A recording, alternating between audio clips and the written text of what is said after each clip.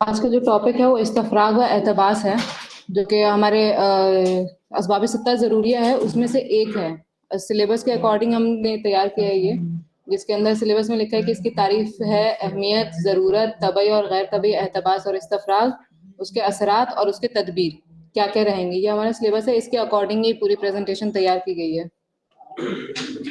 सबसे पहले हम बात करते हैं कि असबाब सित्ता ज़रूरिया के बारे में। असबाब सित्ता ज़रूरिया ये हैं कि सबसे पहले पे आता है हवाए मुहित यानी कि फ्रेश एयर। दूसरे नंबर पे है माकूल व मशरूब, फूड एंड ड्रिंक।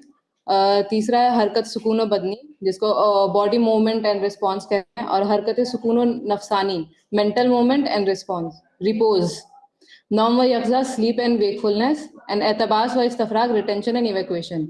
इन पूरे छहों में से ज़वाबित सित्ता ज़रूरिया में से मेरा जो टॉपिक है वो एहतबास और इस्तफराग के ऊपर है। इसको इंट्रोडक्शन में एक मुख्तरात फिर तिब में ये कहा गया है कि ये एक अरकान है प्रिवेंटिव मेडिसिन के लिए से, कि मतलब प्रिवेंटिव मेडिसिन की अगर हम बात करेंगे तो उसमें एहतबास और इस्तफराग के बिना, मतलब अगर इसकी बात नहीं करें तो प्रिवेंटिव मेडिसिन कंप्लीट नहीं होगी। इसके अंदर इस्तफराग के अंदर इन्होंने बताया कि stool, urine, menstrual blood, sweat, scum, mucus, saliva and other waste of the body इसके अंदर शामिल होते हैं। Prevention of disease can also be done by maintaining an adjustment or regulation between the retention and evacuation of material from the body. मतलब prevention of disease एक ये भी है कि हम सिर्फ और सिर्फ एहतबास और इस्तफराग की बात करें तो सिर्फ इसको भी रेगुलेट करके या इसमें एडजस्टमेंट करके भी हम प्रिवेंशन, बहुत सारी ऐसी डिजीजेज हैं जिसका प्रिवेंशन कर सकते हैं। और जब यही चीज़ गैर तबई इस्तफराग, जब ज़्यादा इस्तफराग होने लगे तो उसको बॉडी के अंदर चीज़ें जो रुकनी चाहिए वो भी दफ़ा होने लगे बदन से, तो उसको गैर तबई इस्तफराग बोला जाता है। और जो चीज़ें बदन से खारिज हो जानी चाहिए वो बदन के अंदर रुक जाए तो उसको गैर तबई एहतबास कहते हैं। अब ये जो abnormal retention of these may cause pain and stretching of the abdomen, मतलब कि एक तनाव पैदा करती है एब्डोमेन के अंदर, colitis, cramps, loss of appetite, nausea, ये सारी चीजें इसके अंदर से कॉज हो सकती हैं। और यही चीजें जब बढ़ जाती हैं, क्रॉनिक कंडीशन में चली जाएंगी तो उसकी वजह से डेथ भी हो सकती है। और गैर तबी इस्तफराग के बारे में ये कहा है कि इसकी वजह से अगर गैर तबी इस्तफराग ज्यादा हो रहा है तो उसकी वजह से पेट में पेट, ये जो एब्डोमेन है यानी कि स्टमक है, उसके अंदर वीकनेस पैदा हो जाएगी, इंटेस्टीन के अंदर वीकनेस हो जाएगी, क्रैम्प्स पैदा हो सकते हैं या एब्रेजन्स पैदा हो सकते हैं, खराश पैदा हो सकती है। और ये भी अगर ज्यादा हो जाए, और भी ज्यादा हो जाए क्रॉनिक कंडीशन में, तो डेथ हो सकती है। इस्तफराग की जो डेफिनेशन है वो ये है कि इस्तफराग is a term used for evacuation of waste material, जैसे कि faeces, urine, sweat, menstrual blood etcetera, ये सारी चीजें हैं formed inside the body from metabolism and should be evacuated on time and moderately. मतलब जो चीजें हमारी बॉडी के अंदर मेटाबॉलिज्म हो रही है उससे हर एक मेटाबॉलिज्म के एंड प्रोडक्ट में कुछ ऐसी चीजें पैदा होती हैं जो हमारी बॉडी से निकल जानी चाहिए, और जब वो तबई और टाइम पे और तबई मिकदार में निकलती रहती हैं तो उसको इस्तफराग कहते हैं। और यही चीजें जब बॉडी के अंदर जो चीजें रुकने लगती हैं, एक मिनट, गैर तभी एहतबास, substances which should be retain, यहाँ पे थोड़ी सी मिस्टेक हो गई है, which should be retain inside the body if it starts to excreted out. जो चीज बदन के अंदर रहनी चाहिए वो भी अगर निकलने लगे तो गैर तभी इस्तफराग में आता है। ये इसमें डेफिनेशन में गलत लिखा हुआ है। एहतबास का क्या है कि जो बदन के अंदर रुकनी चाहिए, retaining the material which is needed for normal functioning of the body. मतलब कुछ ऐसी चीजें हैं जैसे प्रोटीन, कार्बोहाइड्रेट, फैट, ये सारी चीजें कुछ ऐसी हैं जिसको हमारे बदन के फंक्शनिंग में जरूरत होती है। अगर वो चीजें रुकी रहे हमारी बॉडी के अंदर तो वो चीजें हमारे बॉडी के लिए अच्छी चीजें होती हैं। तो उसी चीज को जो रुकनी चाहिए वो रुके, उसको एहतबास कहते हैं। और यही चीजें, जो चीज निकल जानी चाहिए वो रुकने लगती हैं तो उसको गैर तबई एहतबास कहते हैं या एबनॉर्मल रिटेंशन कहते हैं। If the material which should normally be eliminated somehow gets retained inside the body, then it is also known as गैर तबई एहतबाज। Importance क्या है इसकी? There is no such food that can be utilized 100% that is unable to change into nutrition without releasing any kind of end product that are useless to our body and hence termed as फुजलात बदन, and these fuzla excreted out by its specific route। मतलब जो चीजें कोई भी चीज ऐसी नहीं है जो 100% यानी कि जो ग़िज़ा हो हमारे अंदर जाए और वो पूरी की पूरी यूटिलाइज हो सके, ऐसी कोई भी चीज दुनिया में नहीं होती है। इसलिए बदन के अंदर जो भी चीजें जाती हैं उसका कुछ हिस्सा हमारी बॉडी जो है उसको यूटिलाइज कर लेती है, बदन मातहल्लल बन जाती है, और कुछ जो चीजें हैं वो फिजलात के फॉर्म में बाहर आती हैं और उसके अलग अलग रूट्स हैं। हर एक फिजला का, अलग अलग ऑर्गन के फिजला का हमारी बॉडी से खारिज होने के लिए अलग-अलग रूट्स हैं, जिसके बारे में हम आगे बात करेंगे। Excretion of every waste has its own time, उसका अपना एक टाइम होता है। जैसे कि कोई भी मेटाबॉलिज्म हुआ, उसके एंड प्रोडक्ट जो होंगे उसका एलिमिनेशन होगा, उसका एक अलग टाइम होगा, एक प्रॉपर क्वांटिटी होती है जिस क्वांटिटी में उसको खारिज होना चाहिए। If retained waste doesn't get excreted out, it gets accumulated in body spaces, accumulated in organs and produces inflammation और worm। जैसे कि अगर किसी ऑर्गन में किसी एक जगह पे अगर इकट्ठा होने लग रही हैं वो सारी चीजें, तो वो वर्म पैदा कर सकती हैं या फिर इन्फ्लेमेशन पैदा करती हैं। और कुछ चीजें ऐसी होती हैं कि स्किन के नीचे स्किन डिजीजेस भी पैदा करती हैं, जैसे कि खराश है या फिर दाद, छीप या बर्स, ये सारी चीजें भी डिजीजेस जो हैं वो एबनॉर्मल एक्यूमुलेशन की वजह से पैदा होती हैं। और ये सारी जो अब रीजन है, इसी की वजह से जरूरी है कि हमारा जो बॉडी के अंदर जो एबनॉर्मल रिटेंशन हो रहा है उसको हम कम से कम होने दें, और उसको टाइम टू टाइम ऐसा हम तदबीर करें या ऐसे मेडिसिन इस्तेमाल करें जिसकी वजह से वो एक्सक्रीशन प्रॉपरली होता रहे।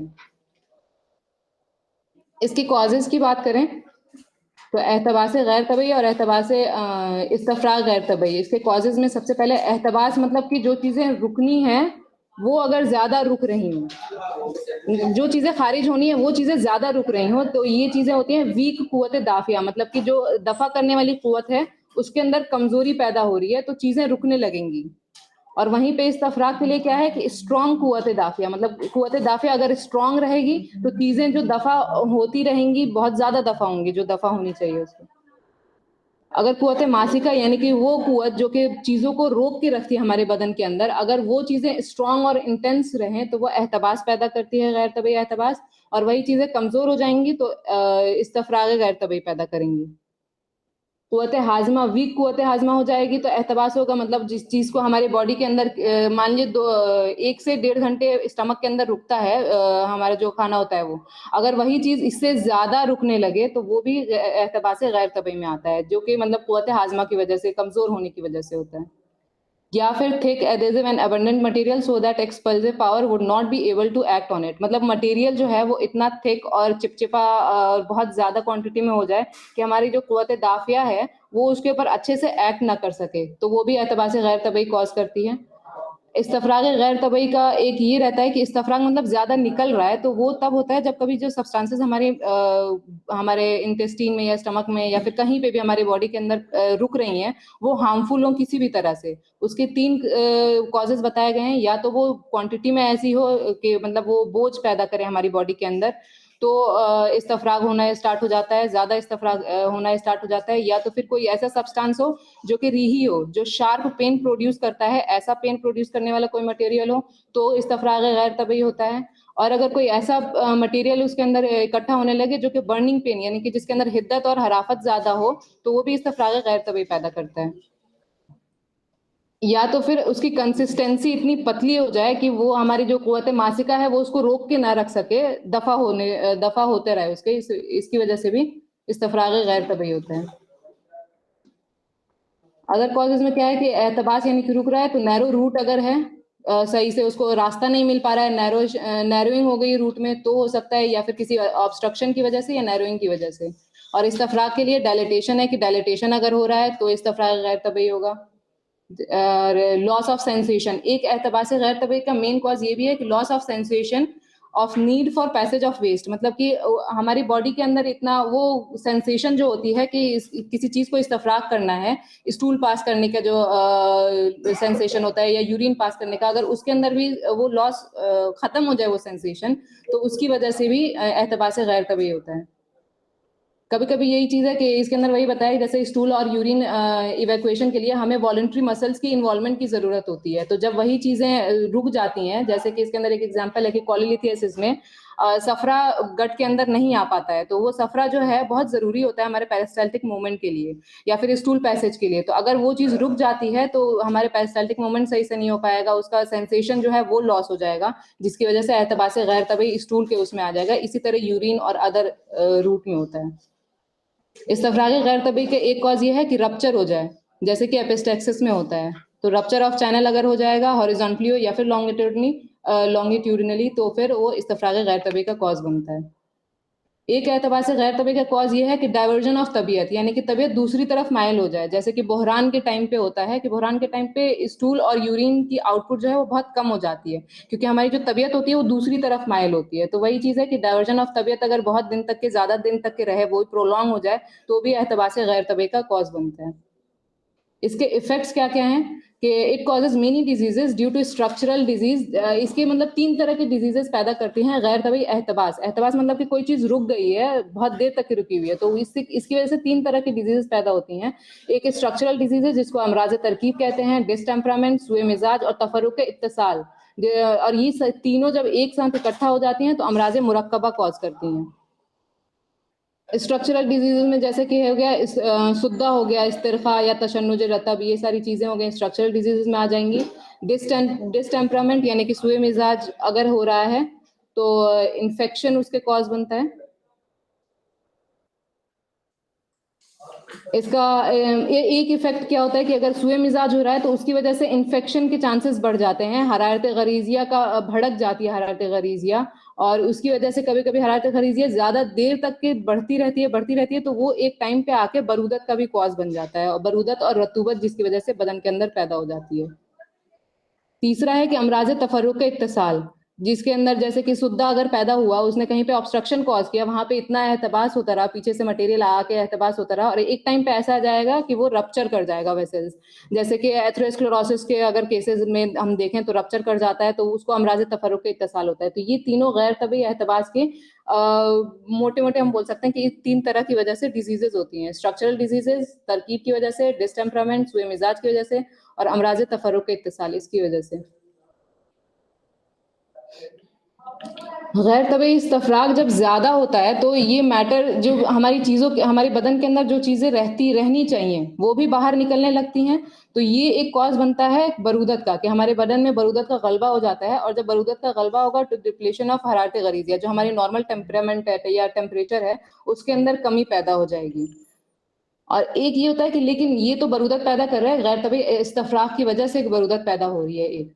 दूसरी ये है कि अगर यही चीज जो रतूब निकल रही है हमारे बदन के अंदर से, वो बलगमी हो या फिर मोतदिल खिल्त हो, जैसे कि ब्लड, अगर ये चीजें बाहर निकलती हैं तो बलगम और खिल्त, अगर बलगम और दम अगर बाहर निकल रही है तो हमारी बॉडी के अंदर जो एहतबास हो जाएगा वो सफरा का ज्यादा हो जाएगा। और सफरा हम सबको पता है कि इसके अंदर हिद्दत ज्यादा होती है, तो इसकी वजह से हमारी बॉडी में हरारत इंक्रीज हो जाती है। तो एक तो सबसे पहला इफेक्ट ये हो गया कि ये बरूदत पैदा करेगी, इसके अलग मतलब क्या बोलते हैं कॉज हो जाएगा। और दूसरी तरह से अगर हम देखें कि बलगम और ये निकल रहा है तो ये हरारत भी पैदा करती है, ज्यादातर अगर इस्तफराग हो गया तो हरारत भी पैदा करती है, और ये रतूबत भी पैदा करती है। इसका शर्त ये बोला गया है कि अगर कोई ऐसी चीज जो कि हमारे बॉडी के अंदर यबूसत पैदा करने की कॉज है, जैसे कि सौदा है, अगर उसका ज्यादा इस्तफराग होने लगे तो हमारी बॉडी के अंदर रतूबत भी पैदा करती है। एक नोट ये है कि इस्तफराग चाहे किसी भी खिल्त का हो, वो अगर हम नॉर्मली बात करें, किसी भी खिल्त का इस्तफराग होता है तो हमारी बॉडी के अंदर कोई भी खिल्त निकल रही है ना, एक तरह से लिक्विड निकल रहा है, तो हमारी बॉडी में यबूसत पैदा करेगी, जो कि इसका कॉन्ट्राइंडिकेट हो जाता है। लेकिन अगर वही चीज जो निकल रही है वो सिर्फ सौदा निकल रहा है, बाकी सारी चीजें हैं, तो वो रतूबत पैदा करेगी। एक और चीज ये होती है कि जो रतूबत पैदा हुई हमारे सौदा के निकलने की वजह से रतूबत पैदा हुई, ये फर्दर कॉज करती है इनडाइजेशन, या तो फिर इनडाइजेशन कॉज करती है और बलगम का बढ़ा देती है हमारी बॉडी के अंदर, ये फिर से और ज्यादा रतूबत को इंक्रीज करती है, और जो कि हमारे नॉर्मल जो टेम्परेचर होता है, हरारत गरीजिया है, उसके लिए बहुत ज्यादा नुकसानदेह होता है। तो ये गैर तबी इस्तफराग के ऑलमोस्ट सारे कॉजेज सब कुछ बढ़ाती है, ये बरूदत भी बढ़ाती है, हरारत भी, रतूबत भी, सब कुछ बढ़ाती है, यबूसत भी, चारों बढ़ाती है, लेकिन अलग अलग कंडीशन में अलग अलग चीजें बढ़ती हैं। ये इफेक्ट्स ऑफ गैर तबी इस्तफराग हो गया।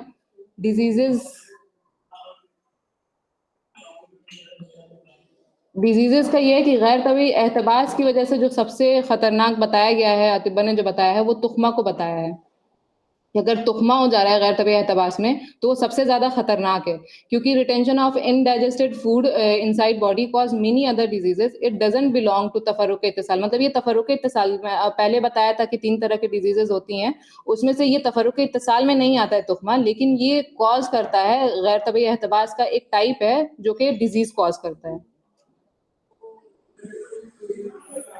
और स्पेशली ये तब करता है जब बहुत ज़्यादा प्रोलॉन्ग स्टार्वेशन हो, बहुत दिन से भूखे हों और एकदम से खाने की मतलब एकदम से बहुत ज़्यादा खाना खा लिया, तब होता है, तो वो सबसे ज़्यादा खतरनाक माना जाता है। स्पेशली इसके लिए अतिब्बा ने एग्जाम्पल दिया है कि रमज़ान के बाद ईद के दिन जो लोग ज़्यादा खाना खा लेते हैं, उनको ये अक्सर हो जाया करता है। अमराज़ मुरक्कबा हो सकता है इसकी वजह से गैर तबीई एहतबास में, जिसमें वर्म और बसूर आते हैं, और इसके अदर डिजीजेज़ हैं, जितने भी नॉन कम्युनिकेबल डिजीजेज़ हैं वो इसके अंदर आ जाएंगे, जैसे hypertension, obesity, type 2 diabetes, mellitus, dyslipidaemia, arthritis, thyroid dysfunction, ये सारी चीज़ें इसकी वजह से हो सकती हैं। इस्तफ़राग़ गैर तबीई के डिजीज़ेज़ जो होती हैं वो मेनली होती हैं बरूदत और यबूसत के गलबा होने की वजह से। हमारी बॉडी में जब बरूदत और यबूसत ज़्यादा हो जाता है तो उसकी वजह से गैर तबीई इस्तफ़राग़ की वजह से डिजीज़ेज़ होती हैं। समटाइम इट इंड्यूसेस हरारत ग़रीबिया एंड नॉन बेनिफिशियल रतूबत, ये भी बढ़ा देती है। और इसकी वजह से एक अमराज़ आलिया होता है बिकॉज़ ऑफ ऑब्स्ट्रक्शन की वजह से जो होती है। ऑब्स्ट्रक्शन ये कैसे होता है, अगर ड्राइनेस ऑफ वेसल्स हो गई उसके बाद जो ऑब्स्ट्रक्शन पैदा होता है उसको अमराज़ आलिया कहते हैं। एक्सेस इस्तफ़राग़ ऑल्सो कॉजेज़ तशन्नुज और कुज़ाज़, ये भी कुछ तशन्नुज और कुज़ाज़, स्पाज़्म और टेटनस जो है, ये भी जो होता है वो बरूदत और यबूसत के बढ़ने की वजह से होता है। और डिहाइड्रेशन तो हम सबको पता है कि ज़्यादा इस्तफ़राग़ हो जाएगा तो उसकी वजह से एक कॉज़ जो होता है, एक डिज़ीज़ जो है वो डिहाइड्रेशन के जितने भी होते हैं वो सारी चीज़ें आ जाएँगी इसके अंदर। स्पेसिफिक रूट की मैंने बताया कि स्पेसिफिक रूट से जो इखराज होता है उसके बारे में हम बात करें तो सबसे पहले स्टमक के अगर जो वेस्ट प्रोडक्ट्स होते हैं वो इंटेस्टाइन के जरिए स्टूल के फॉर्म में इस्तफराग होता है उसका। लिवर की जो होती हैं वो वाया किडनी और bladder in form of urine इस्तफराग होता है। और कुछ जो इस्तफराग होता है वो खिलते सफरा और खिलते सौदा के फॉर्म में भी होता है। गॉल ब्लैडर और स्प्लीन के जो वेस्ट होते हैं वो खिलते सफरा और सौदा के फॉर्म में हमारी बॉडी से बाहर आ जाते हैं। अदर ऑर्गन्स जैसे कि स्वेट, स्कम और हीट वेपर्स, स्किन के अंदर जो है उसका इस्तफराग जो होता है वो स्वेट की फॉर्म में या मैल या फिर जो वेपर हमारी बॉडी से हीट वेपर्स निकलते हैं उसके फॉर्म में होता है। ब्रेन से जो इस्तफराग होता है वो स्लाइवेशन के थ्रू या फिर म्यूसिलेज या ईयर वैक्स, इन तीनों के थ्रू इस्तफराग होता है इसके अंदर से। चेस्ट का from spitting out the mucus, ये स्पेसिफिक रूट्स हो गए इस्तफराग के। तदबीर की जो लास्ट हमारा टॉपिक था वो तदबीर था। अगर हम तदबीर की बात करें कि गैर तबी एहतबास स्टमक में अगर हो रहा है तो उसकी तदबीर हम क्या क्या कर सकते हैं उसके लिए। तो सबसे पहले तो हमें हमारा उसूल इलाज ही यही है कि पहले हम कॉज का पता करें उसके बाद उसका इलाज करें। सबसे पहला कॉज ये था कि अगर हम क्वांटिटी ऑफ फूड अगर कम होने की वजह से एहतबास हो रहा है तो उसके लिए हमें तदबीर में सिंपली क्या करना है कि फूड की क्वांटिटी को इंक्रीज कर देना है। ड्राइनेस ऑफ फूड की वजह से हो रहा है तो हमें मरतूब ग़िज़ाएँ देनी है या सब्जियां देनी है जैसे कि चुकंदर, पालक, बथुआ, लबलाब एक्सेट्रा, ये सारी चीज़ें। काबिज़ फूड की वजह से एहतबास हो रहा है तो हमें उसके कॉन्ट्राइंडिकेट देना है कि ऑयली ग्रेवी या फिर मॉइस्ट हलवा, इस तरह की चीज़ें देनी है। और हरारत के साथ साथ ड्राइनेस अगर फूड है, ड्राइनेस ऑफ फूड है मतलब ऐसा कोई खाना खा रहे हैं जिसके अंदर हरारत प्लस यबूसत दोनों हो, तो उसके अंदर हमें क्या करना है कि रोगन बादाम और माउस शरीर को मिला के दे सकते हैं। तुरंजबीन और आलू बुखारा इन दोनों को भी मिला के दे सकते हैं, वो भी ज़्यादा फायदेमंद होता है। और वही चीज़ खाने में अगर बरूदत और ड्राइनेस की वजह से, खाने की वजह से अगर एहतबास हो रहा है तो हमें गोश्त देना है। बकरे के बच्चे का गोश्त इसके अंदर बोला गया है कि वो बहुत ज़्यादा फायदेमंद है। या तो फिर हम ऐसी चीज़ें, ऐसी खाना दें, चुकंदर, पालक और हिलियन का खाना, पकाया हुआ एक खाना डिश तैयार करके उसको दें। और इसके पहले अच्छा ये माना जाता है कि इस खाने के पहले उसको अंगूर या अंजीर या फिर खजूर कोई ऐसा खाना खिला दें और उसके बाद ये डिश दें। हार्डनिंग ऑफ स्टूल की वजह से अगर एहतबास हो रहा है तो खिसानदा ऑफ तुरंजबीन और ख़यार शंबर, ये दोनों बहुत फ़ायदेमंद होते हैं। और अनहेल्दी डाइट यानी कि बेतरतीबी की वजह से, कि टाइम सही नहीं है, क्वांटिटी सही नहीं है, क्वालिटी सही नहीं है, तो उसके वजह से अगर तीनों का कॉम्बिनेशन की वजह से अगर हो रहा है तो हमें यही है कि हमें उसके डाइट के पैटर्न को इम्प्रूव करना है, क्वांटिटी के फॉर्म में क्वालिटी या टाइमिंग ऑफ फूड के, उसमें तीनों मिला के। और अगर इसका गैर तबी एहतबास का कॉज थकन है, फटीग है, तो सबसे पहले हमें इसके अंदर 3 चीज़ें बताई गई हैं, 3 चीज़ें करने के लिए कि इस्तफ़राग, रतूबत का इस्तफ़राग करना है, उसको आराम देना है। और अगर इससे भी ज़्यादा न ठीक हो और ज़रूरत पड़े तो हम हुक्ना भी दे सकते हैं, मुरी, ज़ैतून और बोरा अरमनी का। और अगर क्वांटिटी ऑफ सफरा के कम होने की वजह से गैर तबी एहतबास हो रहा है, जैसे कि मैंने बताया था कि अगर सफरा नहीं होगा तो पेरिस्टाल्टिक मूवमेंट में कमी हो जाएगी और लॉस ऑफ सेंसेशन भी होगा। तो अगर वो कॉज है एहतबास का, तो लोगों के ख्यार चंबर दे सकते हैं, हॉट मिजाज फूड कंजम्पशन कर सकते हैं कि मतलब गर्म मिजाज की जितनी भी ग़िज़ाएँ हैं वो दे सकते हैं, जिसके अंदर मुर्गे, बूढ़े मुर्गे का सूप बोला जाता है, वो बहुत ज़्यादा फ़ायदेमंद है शीरा कुर्तुम के साथ मिला के, और शहद। गैर तबी इस्तफराक की तदबीर, अगर हम स्टमक की, सिर्फ स्टमक की अभी बात चल रही थी, गैर तबी एहतबास हो गया, अब गैर तबी इस्तफराक की बात करेंगे कि अगर यही चीज इसका find out the cause and bring it, हाँ, कोई भी अगर रिटेंशन ज्यादा हो रहा है, जो चीजें रुकनी चाहिए वो फारिग हो रही हैं, तो उसका पहले हम सबसे पहले वही है कि कॉज का पता करेंगे और फिर उसका इलाज करेंगे। और इसके अलावा कॉज पता करके इलाज करने के अलावा जो कॉमन चीजें करनी है वो ये है कि हम नॉर्मली यूज ऑफ बेही और हब्बुल आस कर सकते हैं और फिजिकल एक्सर्शन को इंक्रीज कर सकते हैं।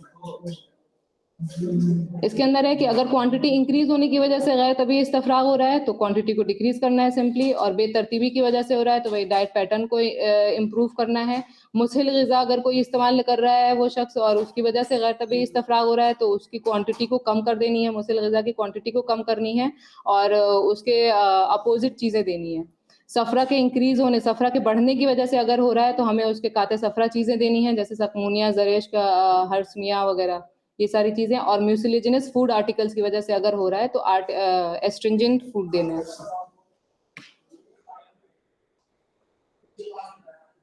अगर ज़ोफ़े हज़्म की वजह से अगर हो रहा है तो उसकी तरतीब में हमें ये करना है कि क्वांटिटी ऑफ फूड को कम कर देना है और जो भी उसकी कॉज है ज़ोफ़े हज़्म की उसको भी रिमूव करना है।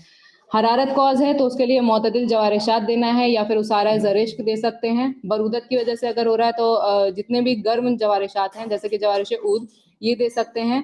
एब्डोमिनल क्रैम्प्स एंड फ्लैचुलेंस अगर बढ़ जा रहा है तो उसके लिए भी जवारिशात नॉर्मली जितने भी पेट के अमराज होते हैं उन सब में बहुत ज़्यादा फायदेमंद होते हैं। यही चीज़ फ्लैचुलेंस की वजह से हो रहा है तो जवारिश कमूनी बहुत ज़्यादा फायदेमंद है। नोजिया आफ्टर ईटिंग अगर है तो vomit by using decoction of सिकंजबीन असली और मूली, इन सबको मिला के हम दे सकते हैं क्योंकि वो भी एक नोजिया आफ्टर ईटिंग अगर ज़्यादा हो रहा है तो इससे हम वॉमिट करवा सकते हैं। उसकी वजह से अगर जितने भी हमारे पेट के अंदर जितनी भी ऐसी चीज़ें हैं जो इरिटेशन कॉज कर रही हैं वो बाहर आ जाएंगी, जिसकी वजह से ठीक हो जाएगा। अतिबा ने ये कहा है इसके अंदर बुक में ये लिखा है कि अगर कॉन्स्टिपेशन बहुत दिन तक के है तो उसको अनट्रीटेड नहीं छोड़ना है क्योंकि इसकी वजह से फ्लैचुलेंस कॉज करेगा, वो क्रैम्प कॉज करेगा, डिजीनेस, नोजिया, वॉमिटिंग और कोलाइटिस, ये सारी कॉजेज बनती हैं अगर हम उसको अनट्रीटेड छोड़ देंगे तो, जो कि फर्दर हेमोरॉइड वगैरह इन सब के भी कॉजेज बन जाते हैं। या फिर लिविंग गैर तबी एहतबास untreated is not good, it causes weakness of the stomach, liver and abrasions in intestine. वही है कि अगर हम गैर तबी एहतबास छोड़ देंगे, कॉन्स्टिपेशन की बात कर रही है कि अगर वो ज़्यादा अनट्रीटेड छोड़ देंगे तो स्टमक के लिए भी मुज़िर होता है और लिवर के लिए भी और इंटेस्टीन के लिए भी मुज़िर होता है। सफरा और सौदा अगर बढ़ जाता है और उसके इफेक्ट्स आने लगते हैं जिसकी वजह से, तो अगर सफरा और सौदा के इफेक्ट्स आने लगेंगे, उसके एहतबास के इफेक्ट्स आने लगेंगे तो हमें इसके ऐसी चीजें देनी है जिससे सफरा और सौदा हमारे बदन से खारिज हो जाए, वीक और strong purgative as per need जैसा भी हो इस्तेमाल करके। अगर क्वांटिटी ऑफ यूरिन कम हो जाए यानी कि उसका एहतबास होने लगे या फिर हरारत की वजह से अगर हो रहा है तो अर्के गुलाब, अस्पगोल, खीरा और ककड़ी, ये सारी चीज़ें हम इस्तेमाल करा सकते हैं। बरूदत की वजह से अगर हो रहा है तो डिकॉक्शन ऑफ उन्नाब यानी कि जो शानदा उन्नाब, मुनक्का, सौंफ और करफ्स, इन सबको जो शानदा तैयार करके वो दे सकते हैं। सब्जियां खिलाएं ज़्यादा से ज़्यादा, जैसे कि सब्जियां कैसी, जैसे हल्यून, करफ्स और सौंफ वगैरह, और चना से जितनी भी चीज़ें बन सकती हैं वो खिलाएं, वो भी बहुत अच्छा होता है। यूरिन की क्वांटिटी कम हो जाए तो उसको बढ़ाने में हेल्प करता है। हरारत और हॉट एयर एंड ड्राइनेस, अगर इसकी वजह से, जैसे कि गर्मियों में अक्सर होता है कि यूरिन की क्वांटिटी कम हो जाती है तो उसके लिए करना है कि ल्यूकवार्म फ्रेग्रेंट वाटर बाथ, हमाम देना है इसके अंदर, कि फ्रेग्रेंट वाटर से हमाम देना है, मरतूब ग़िज़ाएं देनी है और उसको ज़्यादा से ज़्यादा आराम देना है। रिटेंशन ऑफ यूरिन अगर कॉज है ज़्यादा देर तक रह जाए, यानी कि उसका एहतबास हो जाए तो इसकी वजह से बर्निंग मैच्यूरेशन, डिसयूरिया या किडनी में पेन और ब्लैडर में पेन, ये सारी चीज़ें हो सकती हैं और इसको और ज़्यादा परसिस्टेंट हो जाए, ये क्रॉनिक हो जाए तो इसकी वजह से डेथ भी हो सकती है। अगर क्वांटिटी ऑफ यूरिन इंक्रीज हो रही है तो उसके लिए हमें क्या करना है कि if quantity of urine increases after pain in joints हाँ, अगर पेन इन जॉइंट या गाउट, आर्थराइटिस, बैक एक, इन सब के बाद अगर क्वांटिटी ऑफ यूरिन इंक्रीज हो जा रही है, तो ये हमारे लिए बहुत ज़्यादा फायदेमंद होता है, क्योंकि ये एक तरह से इदरार करता है, और इदरार जितने भी जॉइंट पेन हो उन सब के लिए बहुत ज़्यादा फायदेमंद है। If it increases in healthy state, अगर हेल्दी स्टेट में हो रहा है, कोल्ड वेदर में हो रहा है, तो वो भी ज़्यादा, उसके लिए ज़्यादा टेंशन लेने की जरूरत नहीं होती है, क्योंकि वो कोल्डनेस की वजह से हो रहा होता है, क्योंकि कोल्डनेस जो होती है वो रतूबत को स्क्वीज करके हमारी बॉडी से बाहर निकालती है, उसको निचोड़ के हमारी बॉडी से बाहर निकाल देती है। तो कोल्ड वेदर में अक्सर यूरिन की फ्रीक्वेंसी और क्वांटिटी सब इंक्रीज हो जाती है। इसके कॉजेज अगर कोल्डनेस है तो वही है कि हमाम कराना है या मसाज देना है, लतीफ ऑयल से मसाज देना है, जैसे रोगन बनफ्शा है। Weakness of muscle of bladder, यानी कि ब्लैडर की कमजोरी की वजह से अगर हो रहा है तो हमें ऐसी चीजें देनी है जो कि उसको स्ट्रेंथ प्रोवाइड करे, जैसे कि शाय बलूत है या हब्बुल आस हो गया, या एस्ट्रिंजेंट फूड्स देने हैं, जितने भी काबिज दवाएं या ग़िज़ाएं हैं वो हम दे सकते हैं, वो फायदेमंद है। और इसके अंदर अतिब्बा ने कहा है कि दूध हमें अवॉइड करना है इसके लिए। सुए मिजाज गर्म की वजह से अगर हो रहा है तो तबशीर, रुब्बे बीही, सेब, ये सारी चीजें बहुत फायदेमंद होती हैं। और काबिज और बारिद जितनी भी दवाएं हैं या ग़िज़ाएं हैं, सकमोनिया, हसरमिया और जरेश्क, अनारदाने का रस या शुगर के साथ मिला के, ये ज्यादा फायदेमंद होता है इसके लिए। अगर गैर तबी ऑफ यूरिन हो जा रहा है तो urine output more than usual अगर हो रहा है तो उसकी वजह से क्या क्या इफेक्ट्स आएंगे। इफेक्ट्स ऑफ गैर तबई इस्तफराग ऑफ यूरिन, तो उसकी वजह से थर्स्ट इंक्रीज हो जाएगी, वीकनेस हो जाएगी, कुआ जितने भी कुआते हैं उसके कमजोरी हो जाएगी, ड्राइनेस पैदा होगी हमारी बॉडी के अंदर, वीकनेस ऑफ लिवर होगा, sometime may cause ulcers in kidney and bladder. ये यूरिन की पूरी बात हो गई, स्टूल की बात हो गई, यूरिन की बात हो गई, खून हैज की बात होगी। तो इसके अंदर ये है most of diseases occurs because of menopausal, before menopausal stage. जितनी भी खुना हैज की यानी मेंस्ट्रुअल ब्लड की रिगार्डिंग जितनी भी डिजीजेस हैं, अगर हम उसकी बात करें तो मेनोपॉजल स्टेट यानी कि प्री मेनोपॉजल जितने भी सिम्टम्स हैं उस टाइम बहुत परेशानी करता है। और जब परेशानी इसकी वजह से बढ़ जाती है, जब इसका एहतबास हो या और लेस ब्लीडिंग होने लगे परवेजाइनल, तो उसकी वजह से भी अक्यूमुलेशन ऑफ ब्लड अंदर अक्यूमुलेशन होने लगता है, उसकी वजह से बहुत सारी दिक्कतें पैदा होती हैं। तो इसके लिए हमें वो सारी दवाएं इस्तेमाल करनी है जो कि मतलब ब्लीडिंग को स्टार्ट करे। और गैर तबी इस्तफराग का भी यही है कि गैर तबी इस्तफराग ये हो जैसे कि मेनोरेजिया वगैरह होता है, तो उसके लिए हमें ऐसी दवाएं इस्तेमाल करनी है जो कि माने हैज़ को रोकने वाली। गैर तबी एहतबास की वजह से क्या होता है, अगर हम मेंस्ट्रुअल ब्लड की गैर तबी एहतबास की बात करें तो इन्फ्लेमेशन ऑफ विसरास कॉज करता है ये, लिवर और स्प्लीन की कमजोरी की वजह बनती है, और हेडेक और वीकनेस ऑफ आई साइट, ये सारी चीजें होती हैं इसकी वजह से। गैर तबी इस्तफराग की वजह से क्या क्या होता है कि कुआ हमारी कमजोर हो जाती है, जिगर के लिए वीकनेस, जिगर की वीकनेस का कॉज बनता है, और इन्फ्लेमेशन ऑफ विसरास कॉज करता है, और पेल लुक, जितने भी ब्लीडिंग अगर ज्यादा होगी तो उसकी वजह से पेल लुक भी होगा। एहतबास of sweat, sweating at time, अगर हम एहतबास होने लगे, स्वेट यानी कि पसीने का, sweating at time of Hamam and exercise is beneficial for all health. मतलब जितनी भी अगर हमाम के टाइम पे या एक्सरसाइज के टाइम पे स्वेटिंग हो रही है वो हमारे लिए बहुत ज्यादा फायदेमंद है, लेकिन वो भी एक क्वांटिटी, एक मतलब एक प्रॉपर टाइम और ड्यूरेशन होता है एक्सरसाइज और हमाम का भी, ताकि ज्यादा इस्तफराग भी ना हो जाए उसके लिए। It is good for being habitual for both, मतलब दोनों चीजें, अगर हम एक्सरसाइज के हैबिचुअल हो जा रहे हैं तो वो भी बहुत फायदेमंद होता है हमारी बॉडी के अंदर, क्योंकि जितने भी एंड प्रोडक्ट्स ज्यादातर होते हैं वो एक्सरसाइज स्वेटिंग के थ्रू खारिज होते हैं।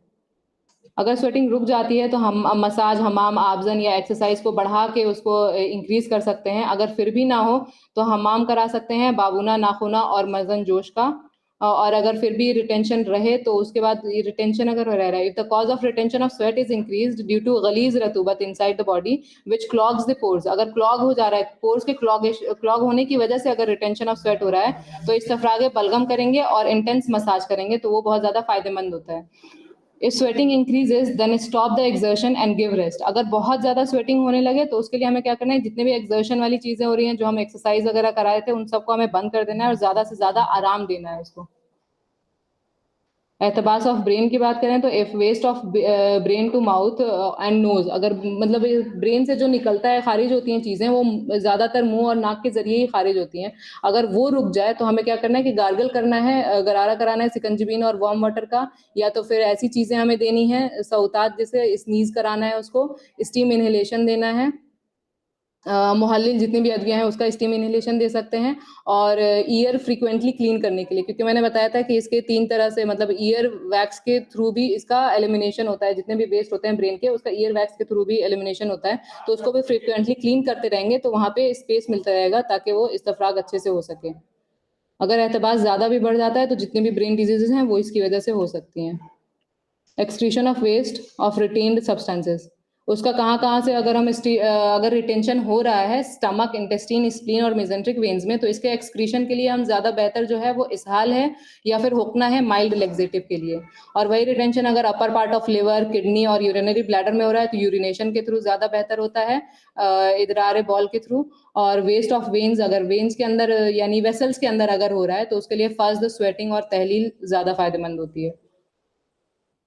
क्या क्या मेथड इस्तेमाल कर सकते हैं, तो इसहाल, क़ैद, तारीक, इदरार, तनफीस, फज्द, हिजामा, इरसाल अलक और हम्माम, दल्क, रियाजत, हुक्ना और मुंजिज मुसिल जो थेरेपी होती है वो, जिमाद तिला और यहाँ पे सऊतात इस्तेमाल कर सकते हैं, ये गलत लिखा है।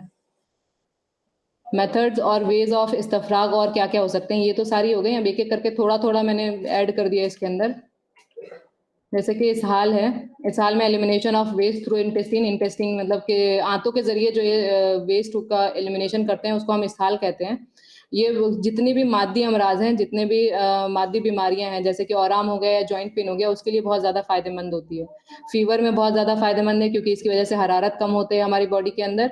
और stomach, intestine and liver diseases जितनी भी हैं जैसे कि कॉन्स्टिपेशन और कोलाइटिस वगैरह, इसके लिए बहुत ज़्यादा फायदेमंद होता है। और रतूबत को अगर एक्सक्रीट आउट करना है, जैसे कि एसाइटिस में रतूबत का गलबा हो जाता है हमारी बॉडी के अंदर, तो उसके लिए भी इसहाल करा सकते हैं। और मुंजिज मुसिल थेरेपी में भी हम इसहाल का यूज़ करते हैं। एलिमिनेशन ऑफ बलगम, अगर बलगम का इखराज करना है तो हमें ये गारिकून और सनाए मक्की का इस्तेमाल कर सकते हैं एज अ परगेटिव। सफरा का एलिमिनेशन करना है तो सिवरे जर्द, सकमुनिया, इसका इस्तेमाल कर सकते हैं। सौदा का करना है तो हलैला सिया और जमाल गोटा, इन सब का इस्तेमाल करके इस हाल के थ्रू हम प्रिवेंशन या फिर कुछ भी है अगर गैर तबी एहतबास हो रहा है तो इन सब के थ्रू हम इस हाल के जरिए ऐसे कर सकते हैं प्रिवेंशन। नेक्स्ट है हमारा कै। कै में क्या आता है कि elimination of waste through mouth, मुंह के जरिए जो है या जो बाहर निकलती हैं वेस्ट मटेरियल्स या फिर मॉर्बिड मटेरियल्स, उसको कै कहते हैं। स्पेशली फॉर बलगम और बलगम, सफरा और सौदा, इन तीनों के लिए स्पेशली कराया जाता है।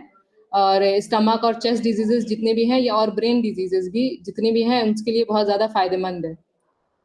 Withdraws morbid material from below upwards, मतलब जितने भी नीचे हमारे लोअर एक्सट्रीमिटीज के साइड पे या फिर लोअर एब्डोमेन के पास जितनी भी डिजीजेस हैं उसका अगर हमें इमाला करना है तो उसके लिए भी बहुत ज़्यादा फायदेमंद होता है ये। Epilepsy, melancholia, leprosy, sciatica and gout, इन सब में बहुत फायदेमंद है। इस तरह इसके डिजीजेस में हम इसका इस्तेमाल कर सकते हैं। और इसका एक नुस्खा है, दो नुस्खे इसके अंदर मैंने मेंशन किए हैं, नमक और गर्म पानी के जरिए कर सकते हैं, सफूफे राई इस्तेमाल कर सकते हैं या सिकंजबिन असली और आबे तुर्ब का इस्तेमाल करके तय करवा सकते हैं। तारीख यानी कि diaphoresis, elimination of waste through skin. इसके मेथड में 3-4 मेथड हैं इसके अंदर। एक्सरसाइज करके भी हम एलिमिनेशन कर सकते हैं, सनलाइट में उसको बिठा के इसके डायफोरेसिस करा सकते हैं। हॉट डाइट और हॉट क्लोथ या फिर हॉट मेडिसिन जैसे कि शोरा कलमी, चाय, लहसुन, ये सारी चीज़ें इस्तेमाल करके करा सकते हैं। और हमाम यानी कि वेपर बाथ जो है उसके थ्रू भी डायफोरेसिस का इस्तेमाल कर सकते हैं। ये क्या करता है, जितने भी मॉर्बिड मटेरियल हैं ब्लड में या फिर लोअर मतलब ब्लड में जितने भी इवैक्यूएशन का जरिया है, मॉर्बिड मटेरियल जितने भी हमारी बॉडी के अंदर है स्पेशली ब्लड के थ्रू जो है एलिमिनेशन करने के लिए डायफोरेसिस बेस्ट तरीका माना जाता है ब्लड के इवैक्यूएशन के लिए। ये हमारी बॉडी के टेम्परेचर को कम करता है और डाइवर्जन भी करता है, जितने भी अंदरूनी जितने भी बदन है उसको उसके जितने भी मादे होते हैं उसको हमारे पेरिफेरी में लाने के लिए भी हेल्प करता है। जितनी भी तरह की डिजीजेस हैं उसके अंदर हम इसका इस्तेमाल कर सकते हैं। Ascites, obesity, joint pain, nasal catarrh and skin disorder जितने भी हैं उन सब में बहुत फायदेमंद होता है ये। डायूरेसिस की अगर हम बात करें इदरार की, तो ये कई तरह के इदरार होते हैं। सबसे पहला है इदरार बॉल, जो कि यूरिन के थ्रू एलिमिनेशन करता है, उसको इदरार बॉल कहेंगे। ये किडनी, ब्लैडर, यूरेटर और लिवर की जितनी भी डिजीजेस हैं उसके लिए बहुत फायदेमंद है। और डिजीजेस जिसमें हम इसको इस्तेमाल कर सकते हैं, जॉइंट पेन, पैरालिसिस, यूटीआई, इन सब में हम इसका इस्तेमाल कर सकते हैं। और दवाओं का है कि तुख्म खरबजा और खैरन बहुत ज़्यादा मतलब एक तरह का डायूरेटिक है, इसके अलावा भी बहुत सारी चीज़ें हैं। इदरार लबन यानी कि बेनिफिशियल, जब मिल्क का प्रोडक्शन कम हो जाता है तब हम इसको इस्तेमाल कर सकते हैं, या ब्रेस्ट इन्फ्लेमेशन हो तब कर सकते हैं। इसके अंदर इस्तेमाल करने के लिए बादियान, सतावर, सकाकल मिस्री, ये सारी चीज़ें इस्तेमाल करके कर सकते हैं। नेक्स्ट है इदरार हैज़। इसके लिए है कि जितने भी यूट्रस की डिजीजेस हैं उसके अंदर बहुत फ़ायदेमंद है, या अमराज दमविया है उसके लिए बहुत फ़ायदेमंद है। इसके लिए हम अबहल, बादियान या बिलसा का इस्तेमाल कर सकते हैं। इदरार मनी, जिसके अंदर बेनिफिशियल इन मेल डिसऑर्डर्स, जितने भी मेल डिसऑर्डर्स है उसके अंदर हम इसका इस्तेमाल कर सकते हैं। इसके अंदर ऐसा कुछ तो नहीं है कि इदरार मनी के लिए है, लेकिन मौलिद मनी के जो एग्जांपल्स हैं वो इसके अंदर मैंने ऐड कर दिए, जैसे चिलोजा और सिंघाड़ा वगैरह। इदरार लुआब दहन, इदरार लुआब दहन भी हम एक तरह का इदरार कर सकते हैं उसके थ्रू भी, जैसे कि तंबाकू और सौंठ का इस्तेमाल करके। नेक्स्ट है तनफीस यानी एक्सपेक्टोरेंट, ये एलिमिनेशन करता है, बलगम का एलिमिनेशन करता है थ्रू थ्रोट।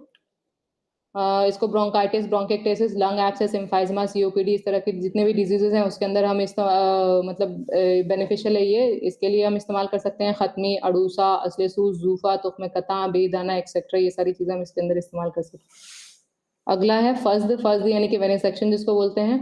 ये elimination of waste by eliminating blood, elimination of waste by eliminating blood by veins, मतलब वरीदों में शिगाफ लगा के जो एलिमिनेशन करते हैं ब्लड का, उसको हम फज्द बोलते हैं। ये बेसिकली दो तरह का होता है, एक वेनेसेक्शन होता है और एक आर्टरेटोमी होता है। यानी कि फज्द वरीदी और फज्द शिरियानी, दोनों से हम शिरियान से भी कर सकते हैं और वरीदों से भी कर सकते हैं। डाइवर्जन करता है ये मॉर्बिड मटेरियल का, जितने भी इन्फ्लेमेटरी कंजेशंस होते हैं उसमें बहुत ज़्यादा फायदेमंद है, उसको रिलीफ करता है और नॉर्मल ब्लड लेवल को मेंटेन करता है। जैसे जितने भी ब्लड की क्वांटिटी को इंक्रीज होने की वजह से जितने भी डिजीजेस हैं उसमें बहुत ज़्यादा फायदेमंद है।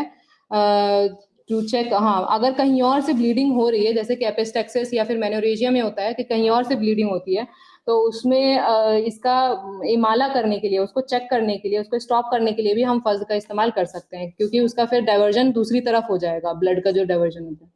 जितने भी स्किन डिजीजेज हैं जैसे कि स्केबीज, प्यूराइटिस, उसके लिए भी बहुत ज़्यादा फायदेमंद होता है। हिजामा, दो तरह के हिजामा बेसिकली होते हैं, एक ड्राई कपिंग होती है और एक वेट कपिंग होती है। ड्राई कपिंग मेनली होता है वो डाइवर्जन ऑफ मैटर के लिए इस्तेमाल किया जाता है, जो भी अफेक्टेड पार्ट है वहां पे हम इस्तेमाल कर सकते हैं, और एब्जॉर्प्शन ऑफ मैटर में भी हेल्प करता है ये। वेट कपिंग में है कि ये एलिमिनेशन करता है, ये एक डाइवर्जन तो कॉज करता ही है, साथ में एलिमिनेशन ऑफ मॉर्बिड मटेरियल भी करता है, क्योंकि हम एक तरफ पहले अक्यूमुलेट कर देते हैं, उसके बाद हम कट लगाते हैं, तो जितने भी वहां पे अक्यूमुलेट हुआ रहता है मटेरियल, वहां पे उसके हमारे बदन से खारिज हो जाते हैं, वहां पे जितने भी मादे इकट्ठा होते हैं। ब्लड लेटिंग को बोलते हैं ये, जितने भी दमवी अमराज हैं उसके लिए बहुत फायदेमंद है। जॉइंट पेन, ब्रेन डिजीजेस जितने भी होते हैं, piles, ulcer, epistaxis, respiratory disorders, muscular pain, insomnia, इन सब में बहुत फायदेमंद होता है। और जितने भी अमराज दिमाग हैं उसके लिए, अमराज दिमाग को, उसको डाइवर्जन, यहाँ पे देखा जाए तो डाइवर्जन के उसमें हम इस्तेमाल कर रहे हैं कि वेट कपिंग अगर हम काफ मसल्स या सोल की तरफ करेंगे तो जितने भी बुखारात हैं जो कि दिमाग की तरफ जाके दिमागी बीमारियां पैदा कर रही थी, उसको नीचे की तरफ खींचेगी, बुखारात को ऊपर चढ़ने नहीं देगी, तो इस वजह से हम डाइवर्जन में भी इसका हेल्प कर सकते, इससे हेल्प ले सकते हैं। नेक्स्ट है इरसाल अल्क यानी कि लीचिंग। ये इसके जितने भी बेनिफिट्स हैं वो हिजामा और फज्द की तरह ही है। जितने भी ऐसी जगह इसका इस्तेमाल करते हैं जहाँ पे हम हिजामा या फज्द इस्तेमाल नहीं कर सकते हैं, जैसे माइग्रेन में अगर हम देखें तो बिहाइंड ईयर हमें लीचिंग करने की जरूरत पड़ती है, या फिर जितने भी बोनी प्रोमिनेंट पार्ट्स हैं वहाँ पे हम कप नहीं लगा सकते, तो उसकी जगह पे हम इरसाल अल्क यानी कि लीचिंग ज़्यादा प्रेफर करते हैं। और इसका एक फायदा ये होता है कि ये हिजामा में है कि जितने भी सराउंडिंग टिश्यूज हैं या सुपरफिशियल टिश्यूज हैं उसी से इवैक्यूएशन होता है। इरसाल अलग यानी कि लीचिंग में क्या होता है, जितने डीपर टिश्यूज हैं वहां से भी मॉर्बिड मटेरियल का इखराज होता है इसके अंदर। वेनस कंजेशन में बहुत फायदेमंद है और ज्यादा इफेक्टिव है। इस वेनस कंजेशन के लिए हिजामा और फज्द दोनों से ज्यादा इफेक्टिव लीचिंग को कहा गया है। इसके बेनिफिट्स, लीच के अगर हम इस्तेमाल की बात करें तो लीच में एंटी कोआगुलेंट प्रेजेंट होता है जो कि हिजामा या फज्द में नहीं रहता है, एनेस्थेटिक एजेंट रहता है, एंटी इन्फ्लेमेटरी भी रहता है। ये तीनों मेन इसके बेनिफिट्स हैं जो कि हिजामा और फज्द से इसको अलग कर देते हैं। और जितनी भी स्किन डिजीजेज हैं उसके लिए हम इसको इस्तेमाल कर सकते हैं, या फिर इसको ज्यादातर उसके अंदर स्किन डिजीजेज में ज्यादा इस्तेमाल किया जाता है इसका। नेक्स्ट है हुक्ना यानी कि इनेमा, इसके अंदर एलिमिनेशन होता है वेस्ट फ्रॉम इंटेस्टिन और रेक्टम में जितने भी इस्तफराग हो रहे होते हैं उसका एलिमिनेशन करने के लिए हुक्ना का इस्तेमाल करते हैं। ये जितने भी benefits in pen and inflammation of kidney and bladder उसके लिए भी फायदेमंद होता है। मॉर्बिड मटेरियल, अपर वाइटल ऑर्गन्स जो हैं उसका यहाँ पे भी वही है कि माला की तरफ इसका इशारा किया जा रहा है कि जितने भी अपर वाइटल ऑर्गन्स हैं उसके एलिमिनेशन, वहाँ के मॉर्बिड मटेरियल के एलिमिनेशन के लिए भी हुक्ना कर सकते हैं। Constipation, obstruction of stool, urine and semen, या फिर एब्डोमिनल डिस्टेंशन अगर हो रहा है फ्लैचुलेंस की वजह से, तो worm infestation, joint pain, fistula in ano और पैराप्लेजिया, इन सब के लिए हम इस्तेमाल कर सकते हैं, इसके लिए बेनिफिशियल होता है। इसके एक उसके हैं साबुन और अर्के गुलाब और वार्म वाटर, इसका इस्तेमाल करके हुक्ना करा सकते हैं, या साबुन और रोगन बेदांजीर और उसके साथ वार्म वाटर का करके इसका भी हुक्ना इस्तेमाल कर सकते हैं।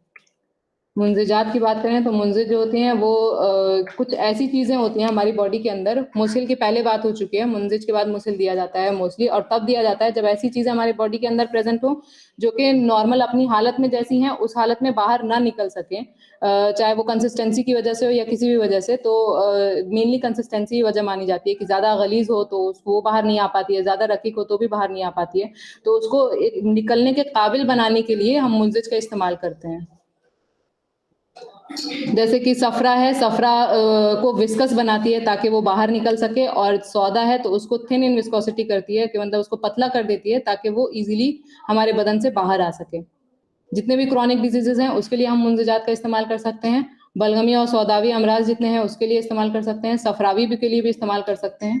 फॉर सफरा जो है, अगर सफरा है उसके लिए मुंजिज की बात करें तो 3 से 5 दिन जो ड्यूरेशन दिया गया है कि मुंजिजात कितने दिन के लिए देना है, तो 3 से 5 दिन के लिए सफरा का मुंजिज दे सकते हैं, जिसके अंदर उन्नाब, सिकंजबीन, शातरा, आलू बुखारा, इसके अलावा और भी बहुत सारी हैं, इसका इस्तेमाल कर सकते हैं। बलगम के लिए 5 से 10 दिन मुंजिज का इस्तेमाल करते हैं, जिसके अंदर मवीज, मुनक्का, असलेसूस, अंजीर, बादियान, कासनी, उस्तखुद्दूस, ये सारी चीजें आ जाती हैं।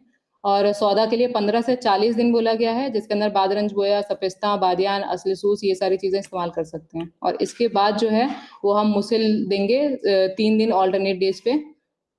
तो उसके लिए मुसिल का हम पहले ही बात कर चुके हैं कि जितने भी इसहाल के तरीके हैं उसके थ्रू हम कर सकते हैं।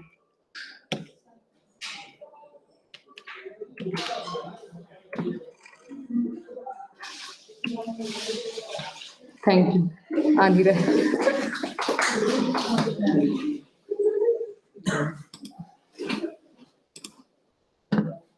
नहीं चली मेरी।